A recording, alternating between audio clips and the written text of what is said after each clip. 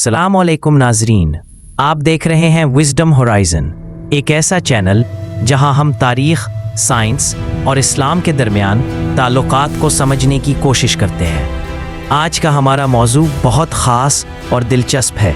क्या कुरान पाक में बिग बैंग थ्योरी का जिक्र मौजूद है, यानी वो साइंसी नज़रिया जो कायनात के आगाज़ को बयान करता है? क्या 1400 साल पुरानी किताब में इसकी झलक मौजूद है?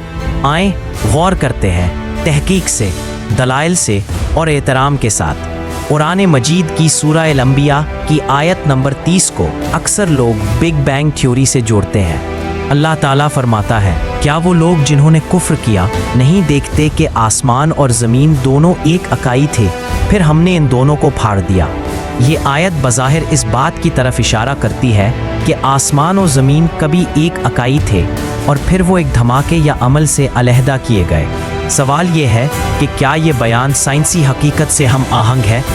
बिग बैंग थ्योरी के मुताबिक कायनात का आगाज़ तकरीबन 13.8 अरब साल पहले एक निहायत गर्म और गंजान नुक्ते से हुआ, जिसमें अचानक एक धमाका नुमा अमल से वक्त, जगह, तवानाई और मादा वजूद में आए। इसके बाद कायनात मुसलसल फैलती जा रही है। ये नज़रिया आज जदीद फल्कियात की बुनियाद है और नासा समेत तमाम बड़े साइंसी इदारे इसे कबूल करते हैं। क्या कुरान की आयत भी यही बात कर रही है? कई मुफस्सिरीन जैसे इमाम राजी, तबरी और इब्ने कसीर ने इस आयत की तफसीर में ये जिक्र किया कि ज़मीन और आसमान रतकन यानी जुड़े हुए थे। बाज़ ने कहा कि आसमान बारिश ना बरसाता था और ज़मीन फसल नहीं उगाती थी। कुछ जदीद मुफस्सिरीन जैसे मौलाना मौदूदी या डॉक्टर ताहिर उल कादरी ने इस आयत को साइंसी तनाजुर में भी बयान किया है। अलबत्ता हमें ये बात नहीं भूलनी चाहिए कि कुरान की असल गर्ज हिदायत देना है, साइंसी किताब बनना नहीं। डॉक्टर ज़करिया पट, डॉक्टर नाइल डेग्रास टाइसन और यहाँ तक के मशहूर साइंसदान कार्ल सागन जैसे अफराद ने कुरान की साइंसी मुताबिकत पर तहकीक की है। बाज़ मुस्लिम स्कॉलर्स का ख्याल है कि कुरान का अंदाज़ा बयान ऐसा है जो हर दौर के इंसान को उसकी अक्ल के मुताबिक समझ आए।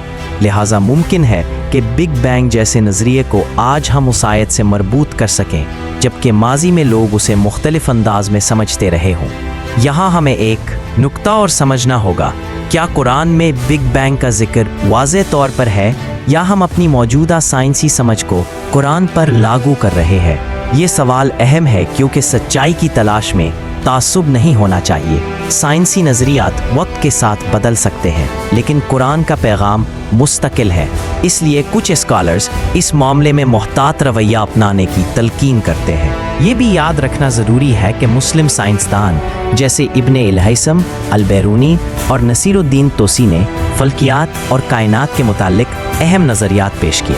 खला के मुतालिक कुरान की कई आयात हैं, जैसे वस्समा बनैनाहा बिऐदिन व इन्ना लमूसिऊन, यानी हमने आसमान को ताकत से बनाया और हम ही इसे फैला रहे हैं। ये आयत भी जदीद साइंसी तहकीक जैसे यूनिवर्स एक्सपेंशन के करीब समझी जाती है, मगर कुछ लोग ये एतराज़ भी करते हैं कि कुरान की आयत को साइंसी तत्बीक से जोड़ना ख़तरनाक भी हो सकता है, क्योंकि अगर कल को कोई साइंसी नज़रिया तब्दील हुआ तो क्या हम कुरान को भी बदलेंगे?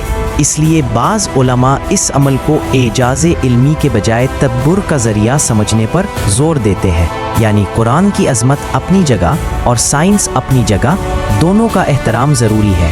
आखिर में सवाल यही है, क्या कुरान में बिग बैंग थ्योरी की झलक है? मुमकिन है, लेकिन कतई दावा करना शायद दुरुस्त न हो। अहम बात यह है कि कुरान हमें गौर व फिक्र की दावत देता है, चाहे वो आसमानों में हो या हमारे दिलों में। हम सबको चाहिए कि सच्चाई की तलाश में दियानतदारी, तहकीक और खुले जहन से काम लें।